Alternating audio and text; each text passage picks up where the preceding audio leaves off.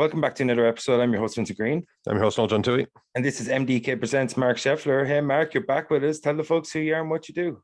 Hi, my name is Marc Sheffler. And when I was here before, I told you that I work for my wife. And I'm proud to report that I didn't get fired in the interim. But the probation period.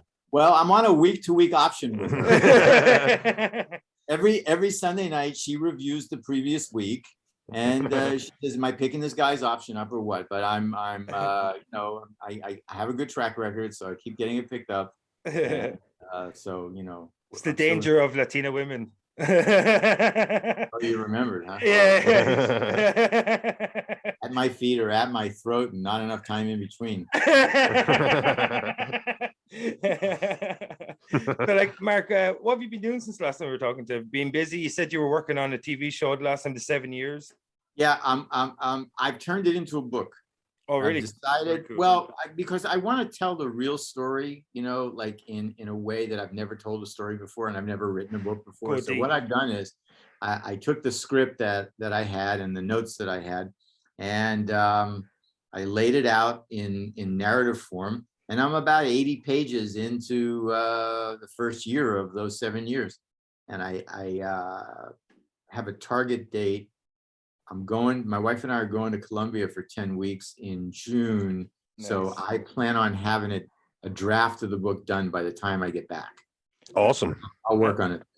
So what you're doing is you're using the original script as an outline for the novels. No, not as an outline. Not as an outline. I'm using the original, that script and my notes and my other writings on the series as an outline. And but that particular script is in the fourth year or third year of those 7 years, right? So I'm going back and writing it in a way that if I was doing the series, I would be doing a lot of flashbacks and other things, to catch people up on the history of the characters. This way, I'm just writing the history of the characters in narrative form. Yeah, and you can kind of, with the thing with a novel, and you can kind of break away and you can have one chapter focus on one specific moment or something like that, couldn't you? Like, yeah, that's what. Well, it's all the first sentence of the book. It introduces the main character on the day when he realizes that life is a series of momentous occasions, right? So I just keep creating momentous occasions that propel the initial promise of the narrative. I just create every chapter, everything that I'm writing is about a momentous occasion in this character. It's obviously fictionalized in this character's life, and it's how he gets from one point to another and to the end, which is the fantasy coming true. So, and what did you go fictionalize with it because it gave you more leeway in terms of the narrative? Yeah. Yeah, I fictionalized it because I could write it as a novel and not have to think of it, even though the pillars and underlying story structure is related to my life and a lot of the things. It gives me much more freedom to schmaltz it up a bit whenever I feel like it. But the everything that's in the book, all the facts that are clearly facts and episodes actually happen, which is why I think it's worth writing about. I mean, whose father hires the fucking Three Stooges to birthday? How do you not write about the person who had that happen, right? Yeah, actually, that was an awesome story. The fact that this is the first time you're writing a book, but you're no stranger to writing. So have you found this to be quite an organic process? It wasn't too much of a stretch to kind of lift it across. It was a skill set that you had dabbled with many times. My skill set has taught me over the years to outline everything first, right? Whether and do it in broad enough strokes that I give myself the freedom to move around within each little segment. So since this book, the story is about a promise and a deal that a father and son made at a certain point, and then the realization of that thing, when my dad and I about starring in a movie and then Last House, then, those are plot anchors. Those are things that plant in the ground. and they allow me to, you know, Three Stooges birthday party. That's a plant in the ground, right? So it gives me, if I lay enough of those out, I have a very clear path. Landmark events. Yeah, I have a very clear path. Me working at the Copacabana with Lyndon Lee in 1971. That's a fact. That's a hammered in plot fact, right? Yeah. So what I'm doing is I'm going back and through introducing characters, I'm weaving all the stuff in between that, right? And how we get there. Yeah. And how it happens. You know, like I went to live with my father. My parents were divorced when I was 5. I went to live with my father when I was 8 because my mother had remarried an ophthalmologist, and he wanted to move his practice to Louisiana. My mother didn't really like me that much, so she didn't want me to. She didn't want me to move with her. She wanted to just take my little sister and go, and her new child, my brother Bobby, and go. And my mother like went into a court in Allegheny County in Pittsburgh, and they had the most unique kind of custody hearing, because usually his parents like trying fighting for the kid. Yeah. fighting for custody. This like you can have Mark. My mother was fighting to give me up, right? She told the judge that, you know, he disrupts my house. He doesn't listen. He's a child also. Very different. So you're describing a child. He's describing a normal 8-year-old kid, right? Yeah. All he cares about are the Three Stooges. He never listens to me. You know, he's messy. And so my father was sitting there, and the judge, from what I recall being told, the judge found, you know, my mother's lawyer to be like completely incredulous. He basically, what you're saying was like the normal 8-year-old kid. So the judge said something to my mother like, well, what are we doing with this kid? You know, where's he going? What do you want to do with him? And remember the time, this is 1957, it's not today. So my mother said, pointed to my father and said, let him pay for a military school. That's where the kid belongs. He needs discipline, he needs structure. Oh my God. Let his old man pay for it. And my father said, no, I'll take him. What do you mean? You don't want him? I'll take him.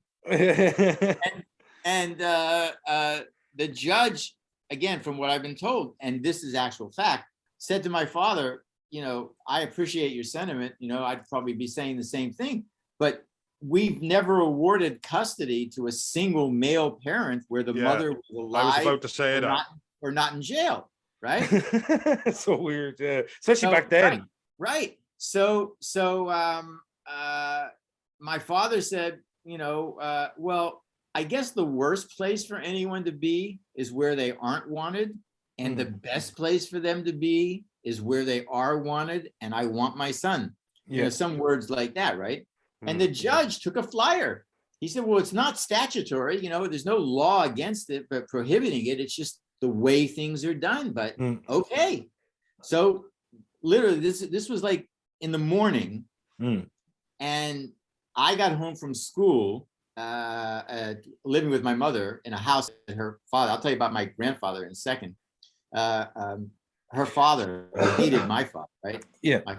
Yeah. So he bought my mother this house right after she divorced my father. And so I lived there with my sister and my mother's brand new husband, the doctor, and who moved in, and the housekeeper that we had for years, this African-American woman, Mrs. King, who was basically Mike Tyson with tits. Is this the title of the episode right there? That is the title of the episode right there. Okay, so I come home and I run home from school to watch the Three Stooges, and I go in and I drop my lunchbox and I run up the steps and I change my clothes, and I hear Mrs. King screaming for me that my mother needs to talk to me. She and the doctor are on their way back.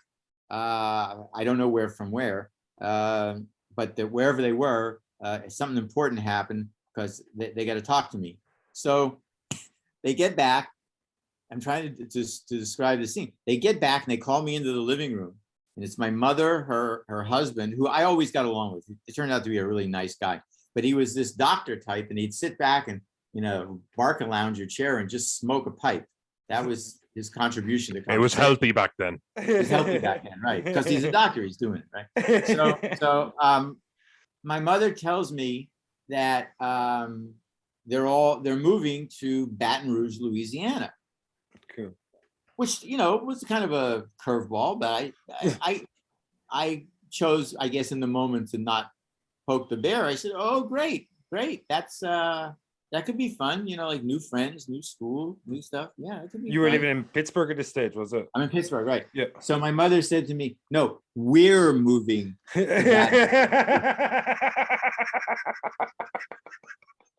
How did that strike you? Yeah, I kind of like that, right?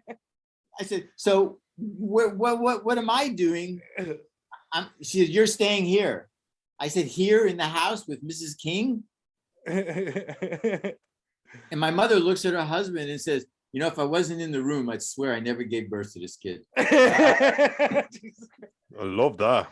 Well, right. So anyway, she says, "No, you're going to live with your father." And okay, everything got really better, like real fast, right? Yeah. And then I said to Mrs. King, "Wow, that's pretty weird." And Mrs. King says, "You ain't heard weird yet." My mother looks at me off of that and she says, "Now go upstairs and pack. You're leaving tonight." Oh my God. Jesus. I said, "What are you talking about?" I said, "Can I have dinner?" "She'll eat with your father. Get going." Your father. Oh my God. So was she a strict woman, your mother, or was she just no? She just didn't like me at that time. So, you were 8. No, she was a party for most people. Yeah. You know. I went upstairs and I packed. I took everything, my lunchbox, my Roberto Clemente stuff, my pirate stuff, my, you know, all my shit. And it was interesting. I was 8 years old, so everything I owned in the world, my entire universe, fit in a fucking little duffel bag like this. So, you're like Bill Bixby. Yeah. So as we're walking down the stairs inside the house, Mrs. King looks at me and she says, "You know, you're better off, right?" I said, "Yeah, I guess." So my father came and he picked me up. Now let me tell you about my grandfather. This is, you know, everybody is always, all these are characters from this book, right? Yeah. My grandfather in Pittsburgh was a Russian immigrant who came to the United States early on in the 20th century. And he was from a little village in Russia and was told to go to Pittsburgh and hook up with a guy named Rev Jacobson. And he has, it's going to sound like Fiddler on the Roof, but he has 5 daughters, pick one and marry her.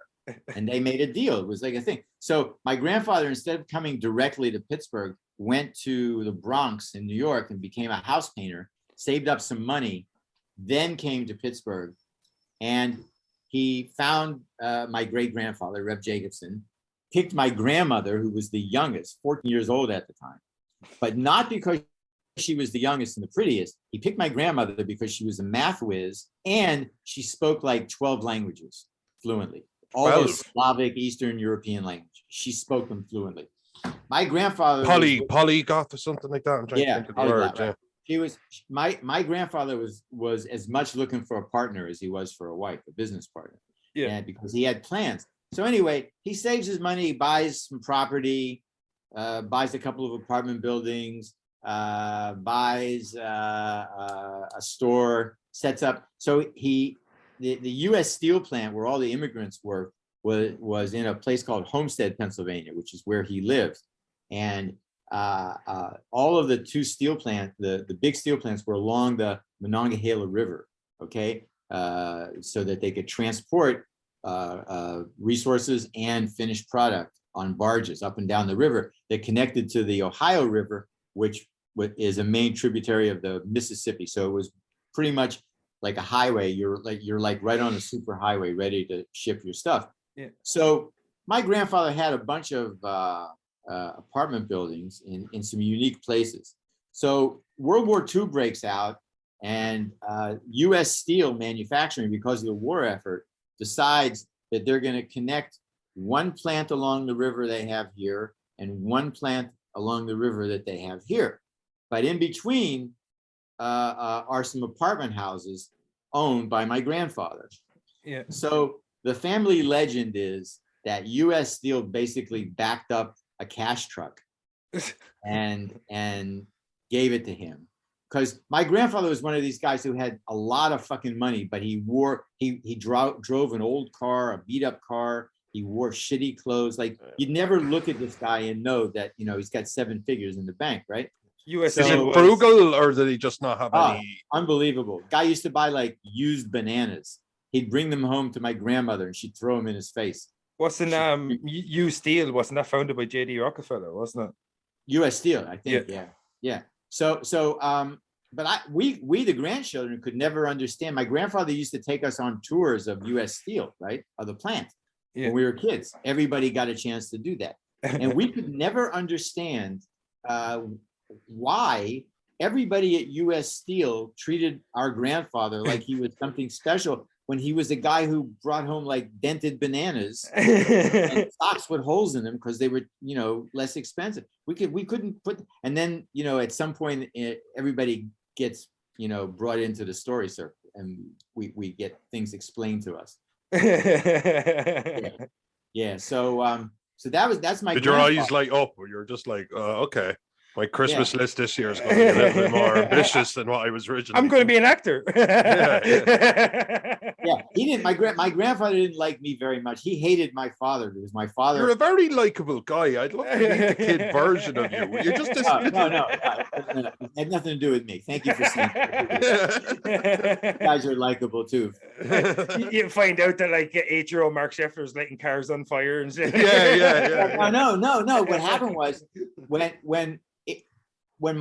before my father and mother got married, my grandfather came to my father and offered him a job in one of his businesses, right? Whether he worked in the car dealership or he had like 5 businesses, including the property stuff, right? So, and my father turned him down. And my grandfather was this kind of guy that if you say no to him, that's like saying, you know, I just fucked your wife. You know, it's like, it's like the worst thing you could say, right? So he was not used to hearing, and he, you know, my father wouldn't budge because my father was a smart guy. He was a aluminum siding salesman. He spotted this shit. He knew what kind of a life that would be because he saw my uncle, who, you know, was a very sweet man, but, you know, anatomically deficient in the testicular area. Lacking them balls. And my father said, yeah, it ain't happening to me, you know. So my grandfather fucking hated him, and he hated me as an extension of my father. Yeah. I hate he people died. When he died, he left all the grandchildren money in his will.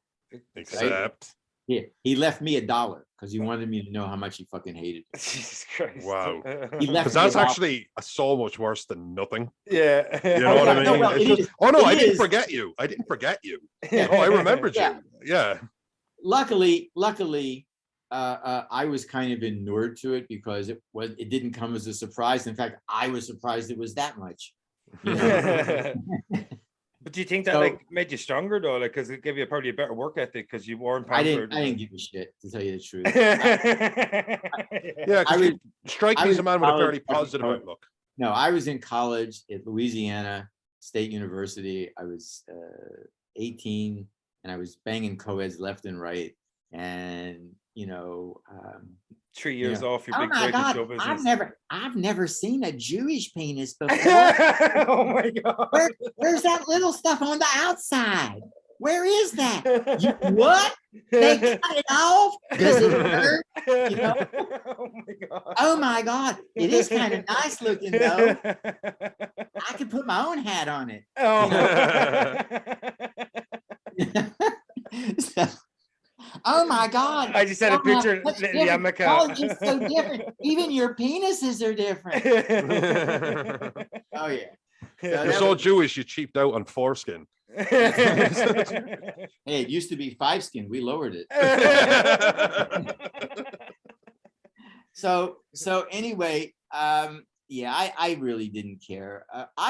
I've never I've never had a victim mentality about anything that's ever happened in my life to me, including getting hit by a car. Like I got hit by a car, you know, and I looked at the report that the cops, you know, wrote afterwards, and it said victims report. And I literally wanted to erase that and say person who got hits report. You know? Because I just don't. I'm too much of the captain of my own ship. It doesn't mean I don't hit a ill wind or bad weather, but I'm the captain of my ship, and you can't be a victim and be the captain of the ship. You know what control occurs? The controllables, isn't it? Yeah, that's it. Control the controllables. It's a boxer expression, really, because there are just things you're not. But the thing is, what you got out of that all of these years later is a story. Everybody else, it's just worth something to you. It's a great story. And if it's there's other people like your siblings, your cousins, whatever you have, and they have like, oh yeah, back like in 1960, 70, whatever, yeah, my granddad died and I got money in the will. That's not a fucking story. No. That's not a story. It's not anything. I don't even know why you brought it up. You know, you're just telling me something to happen. But what you have is a story, man. And I bet you've dined out on it. You've laughed about it. You and your wife have laughed. You know what I mean? It's I've never worth something. I've had to kind of, again, I say this with the underlying expression of humility in the fact that it's happened. But I have had the kind of life where I've written about aspects of my life and made money from that. And I tell jokes about aspects of my life and I make money from that. And it keeps happening. This is my karma, right? This is who I am. This shit just, you know, like I go to the Comedy Store the other night to that party. Now you saw how I was dressed, right? Yeah. All right. So I made a conscious decision to go dressed nicely. Yeah. You did. But even your face mask was looking good. The nice purple one. Yeah. So you saw I had the mask on, right? Yeah. But I had 3 masks on. I had a medical grade N95 on first. Then I had 2 KN95s on top of that. Because while I wanted to make an appearance at the Comedy Store, I didn't want to expose myself. Right? I didn't want to. So I did the best I could, right? Yeah. So I'm there. And I told you earlier that I got hit on by 2 women. Yeah. That's what I looked like, wearing a mask, couldn't be seen. First woman to hit on me was, there was a girl who was working there. And I say girl because I'm 72 and she was probably like 23. So I don't know. This one, I'm not sure if she was hitting on me but I think that it was a pre-hit for sure. Preemptive strike. Kind of a subject to hit, but it was a pre-hit. Yeah. So I'm talking to her. She comes up to me. She says, "Would you like whatever's on the tray?" I said, "Nah, no, thank you." And I move around, and she comes up to me again. Something different. How about some of this? I said, "Nah, not doing that." And so this happens like 3 or 4 times, right? So she comes up to me with one other item, and I said, I passed, and she says, "Aren't you hungry?" And I said, "I'm starving." And she says, "Well, why don't you have something to eat?" And I said, "You know what? I got masks on, and I'm not taking my masks off because, while as attractive as this food is, it's worth dying for." Yeah. You just got like a fun. So then here's what where the language that took me to the pre-hit situation is. As she said, "Well, how about if I pack up a doggy bag for you and you can take it home?" That's actually quite a nice thing to do. It was way too nice. So I said, "Well, that's really, really nice, but I'm not big on like food that's been in the public. You know, I don't take off of buffets and stuff. I don't do that." And she started laughing. She said, she laughed at that. And she said, "Are you a comedian here?" I said, "I have been." And I said, I started there. And she said, "Well, this is my first time here. Well, okay. You know, if you want that food, let me know." And she walked away and she kept turning around and looking and smiling at me. So I have enough experience to say to myself, like, nothing ever was going to happen, right? Because I love my wife, and this girl was young enough to be my granddaughter. but it did make me tickle. But here's the one that I really enjoyed. I was out in the parking lot and standing talking to my friend Steve Middleman and a couple of other comedians. Steve is a tall guy. He's like 6'5", 6'6". He's huge. I don't know how he's Jewish and that big. We've never. He's a golem. Yeah. Good one. Good one. Yeah. Except Steve's way too sweet to be a golem. Anyway, so I look a certain way and I see this very attractive African-American woman, kind of longish hair, dressed really nicely. You know, I'm going to say early to mid 20s. And she's staring at me, right? And eventually she says, well, hello. And I said, well, hello to you. And she said, I've been noticing you. Oh. I've been noticing you notice me. And she's like, and I noticed you noticed me. Wait. 30 minutes. She walks, at this point, she leaves the person she was talking to and walks over to me.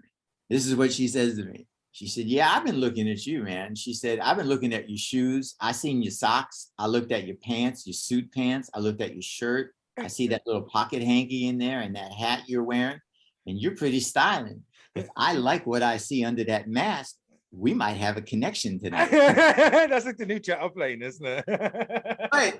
Now, Middleman, my friend Middleman, it's a good thing Middleman is as tall as he is, because that way she didn't get a chance to see his reaction, right? He's like, he's looking at me like this because, you know, he was my wife and he didn't see, and I said, well, I appreciate it. I said, trust me, I'm completely flattered and I will go home with a smile on my face. But for what you have in mind, I don't think my wife is gonna like be in favor of it. And Colombians don't mess around. She put her hands on her hips. Mess around, yeah. Yeah, she put her hands on her hips and she looked at me and she said, "Oh, you got a wife?"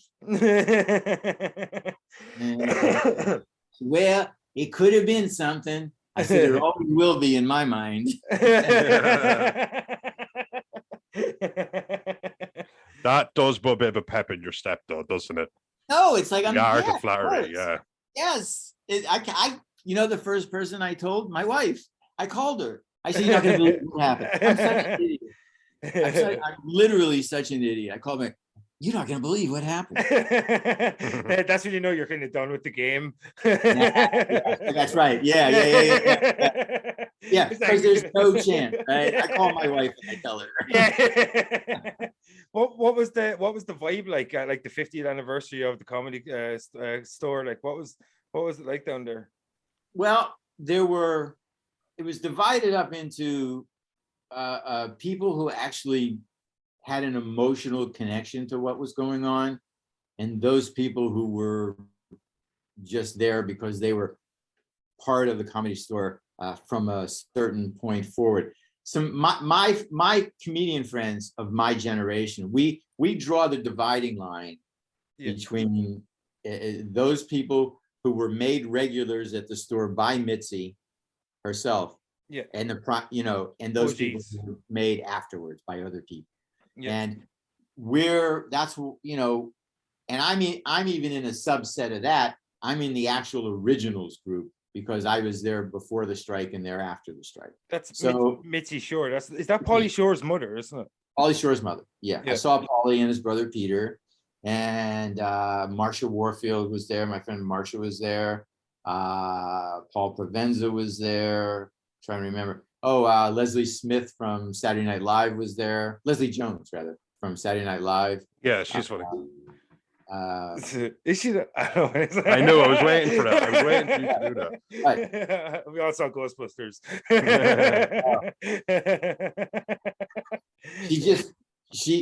If I didn't know who she was, I wouldn't have known who she was. Like she was just normal, quiet, normal. Yeah. Most people, I mean, every now and then there's the Andy Dick of show business, right? Like that person. Always on, yeah. Yeah. Well, Robin was always on, but Robin wasn't an asshole.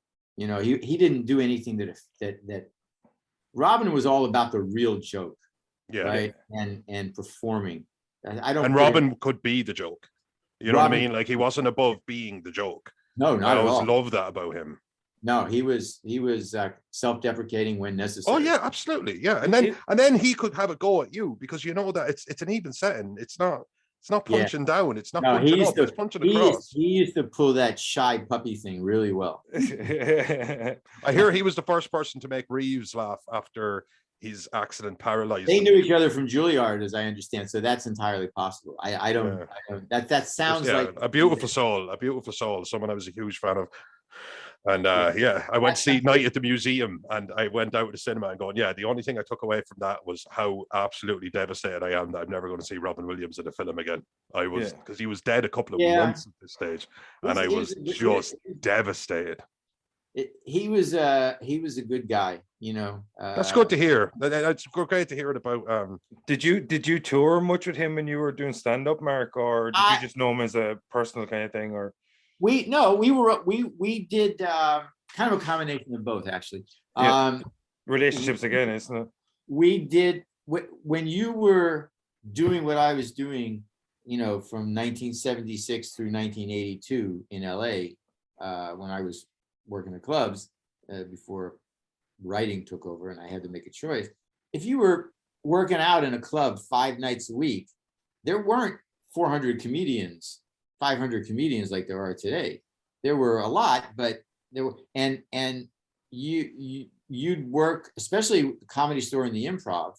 If you're there in those places, you're going to work with everybody at least once or twice in the course of a month. Yeah, you know. So it was actually a rite of passage to be on a show with Robin and go on after him. Going on before him was great. Right? Yeah.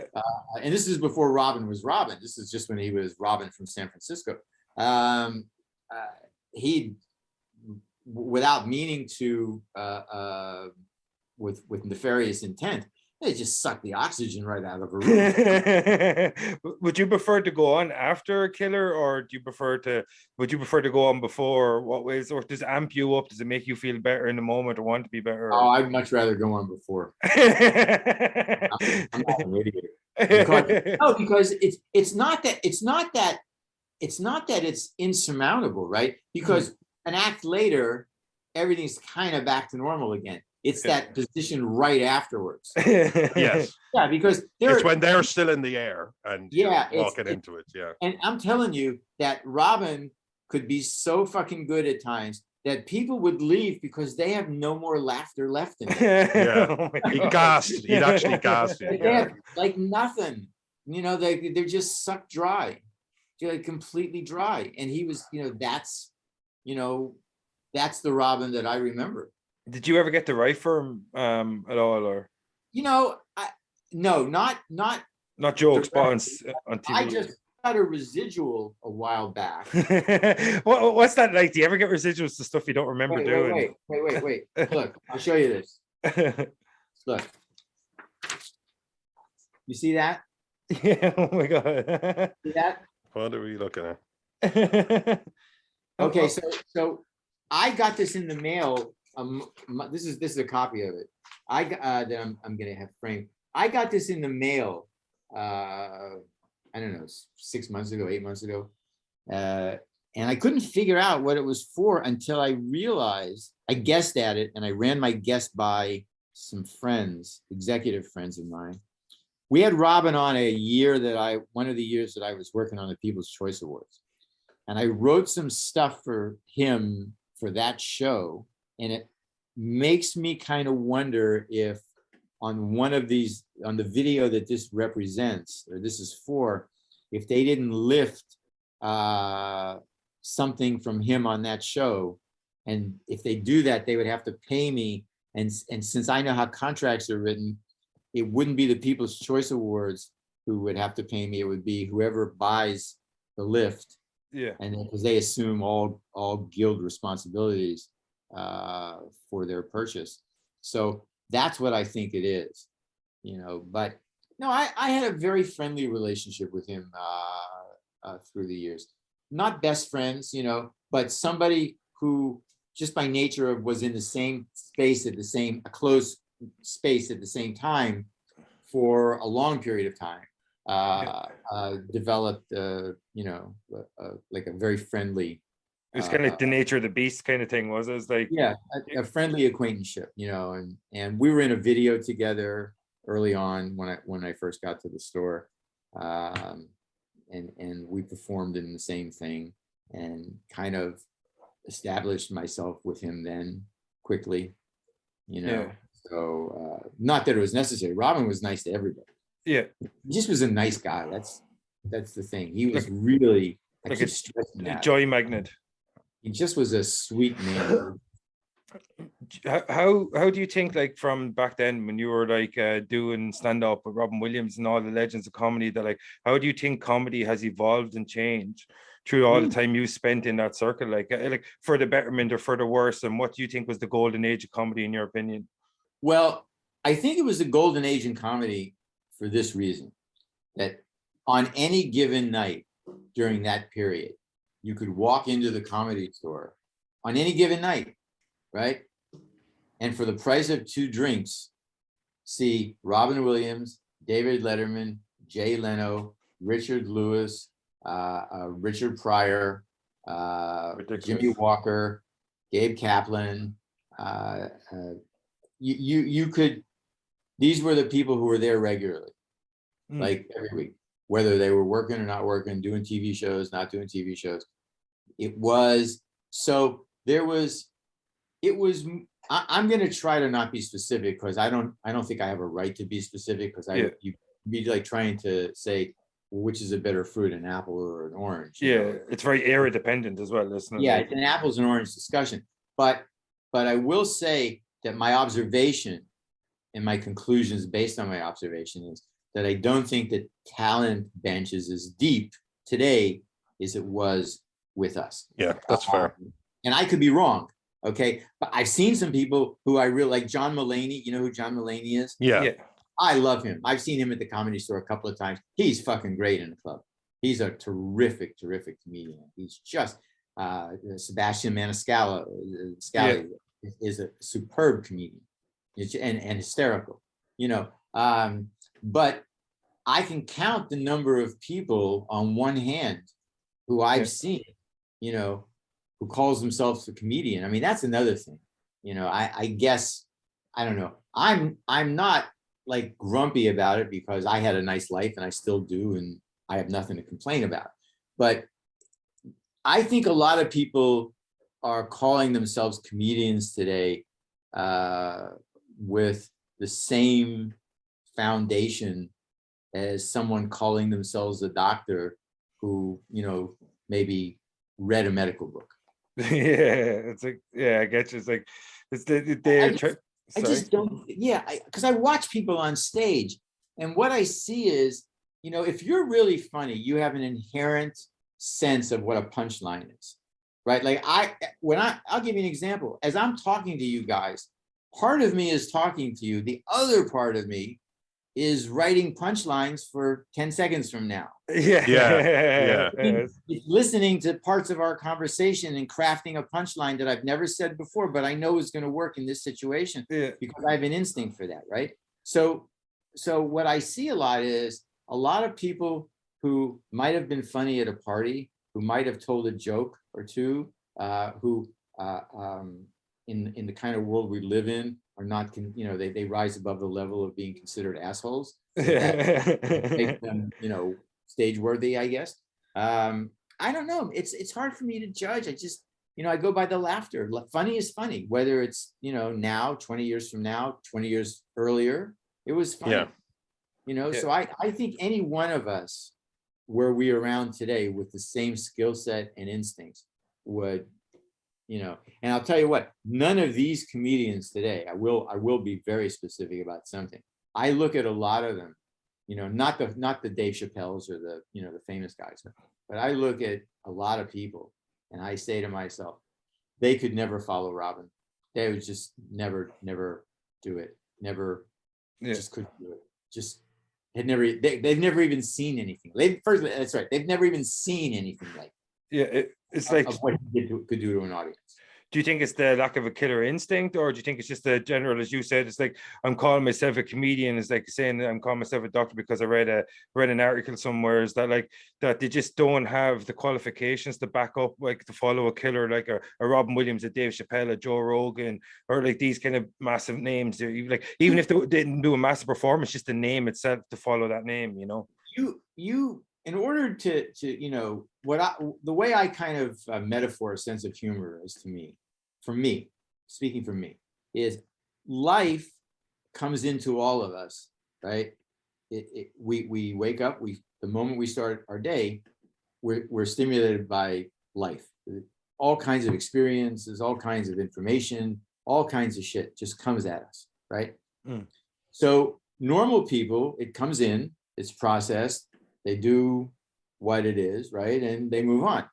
People, creative people, whether it's music, because they hear sounds and they're, music occurs inside the head of an artist, not necessarily in nature, in the same form, right? It's the artist that grows it and makes it. So the way I see the world comes at me, and instead of it taking a normal linear path, my brain is like a prism, right? It's got different facets to it. So information comes in, and instead of going out, it bounces around. Filters. And yeah, and when it comes out, it's a punch. I see punchlines. I write reflexively, right? I think of things and instances, and I write jokes reflexively. It just happens, And can you create the situation that causes you to have the reflex, or do you need outward stimuli? Both. I can do both. Yeah, both. Happens when it happens, but you always have to be open for it. It happens. It happens when it happens, unless you have children to feed. Then you have to make it happen. Then you got to make it happen. And it was my television writing experience when you have to, when you're sitting in your office and knock on your office door, and a network person pokes their head in and says, "Hey, we're doing 10 and 20-second promos later this afternoon. I'll need 5 clever 10-second ones and 5 clever 20-second ones." It's like oh boy, okay. We had a stand-up comedian, Brandon Takai, on a while back, and Noel was like, it's like, how hard is it to be funny on demand? It's like, be funny now, Brandon, is what Noel was saying. It's like, how hard is it to be funny on demand, Mark? Is it really hard? Like, I'm never funny on demand. I'm just funny. That's actually a good answer. It is just, it's like just get up and say, funny. No, you don't seem to understand. Everyone who knows me, right? Every person in my life will tell you, if you were to ask them a question about me, you would, if you were to say to people who know me, how you spend a lot of time around Mark, how does he like turn his comedy off and turn it on? They would say to you, it's just who he is. It's just who he is. And just like when you're writing, is that what you do? You just, when you're thinking of situations, what would Mark do? Or can you inhabit the character and say, what would Charles do?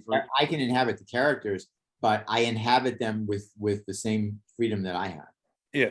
Which allows me to kind of connect with it, on a certain level. Which probably works really well when you're writing a book that's a fictionalized version of 7 years in your life, that not only do you have your actual point of view, but you already have the experience of crafting a character's point of view around your own point of view, which you've done during your writing career, Yeah. So you live and you learn, man. It's just, I was an accidental writer. So, did I tell you guys that story? Yeah, it's girl having to do with girls. Yeah. So I'm always like playing catch up with myself, right? The situations you find yourself in, and then have to. No, most writers my age would already have written many books. Here I am struggling through my first. So clearly, I'm always in a learning curve. Right? That's it. Sorry, go ahead. Oh no, I was just going to say, what do you find in the differences between writing a novel and compared to script writing? Well, I'm so used to writing scripts that I have a very defined procedure, right? That takes me from point A to point Z. Yeah. I just have to go through the steps, right? Yeah. But with this, I've never done it before, so I don't really know the steps. I just relying on steps taken for other projects and understanding what narrative is. But it's like, here I write like 1 page and I look at it and it leads me to writing 5 more pages. It's like, that's like you get the opportunity to mine it so deeply. Yeah. That, you know, I may have too much. I don't know. The way it's going right now, like I'm on the first year, which is 1957. It'll be 100 pages, space and a half. So that's like 70 pages of regular space. And that's not even any of the meat. That's just setting shit up. You know, I don't know. I tell you, you've gone for the hard sell on the book with me, because I would love even just the story about your mother and everything. I think I could just live in that. I think I really could. You know, it's, again, I don't have my first one finished, so I'm always thinking of the future. So I realized at some point, because I have tons of notes, right? I have tons of notebooks filled with notes. So I realized at one point, you know, that I got to figure out how to end this book. And then I still have so much stuff left over that happened after the end of this book. So I started, as I'm writing this book, making notes on the follow-up book to this that I don't even have written. But I have a title. That title was called The Myth. And it's because I have some writer friends who refer to me as the Myth because of how I got to LA. Well, the faking until you make it, man. You can't knock it. You cannot knock it. Listen, rule number one here: you are who you say you are until someone else proves you different. That's why weed smoking uncle was always say back in London in the 70s, you're not caught till you're caught. You're not just not caught until you're in handcuffs, you're caught. You know what I mean? That was his whole thing. Do you think it's a case of that, like, because you're such a, like, as you said, you're kind of more relaxed and free with your thinking, that you were able to adapt and evolve into different situations, even though you felt that you might not have been prepared on the outset for those situations? I have no choice.